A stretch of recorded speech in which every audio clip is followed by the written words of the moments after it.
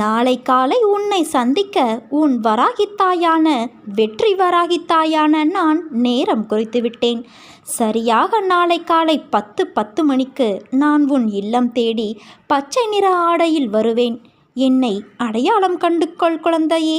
நான் என் உண்மையான உருவத்தில் வருவேன் என்று நீ எதிர்பார்க்கக்கூடாது.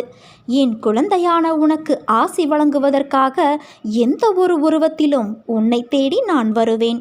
நீதான் என்னை புரிந்து கொண்டு அடையாளம் கண்டு கொள்ள வேண்டும். உன்னை நினைத்து நான் கவலைப்படுவதா அல்லது வருத்தப்படுவதா? நீ என்னை பார்க்கும்போது கண்ணில் ஆனந்தமும் மனதில் வேதனையும் தெரிகிறதே. என் பிள்ளையான நீ வேதனை கொள்ளலாமா? உனக்கு துணையாக உன் அன்னையான நான் இருக்கிறேன். உன் மனம் என்பது குழந்தையின் மனதை போன்று பளிச்சென்று தெளிவாக உள்ளது. நீயோ அதை உணராமல் தேவையில்லாத விஷயங்களை நினைத்து புலம்பி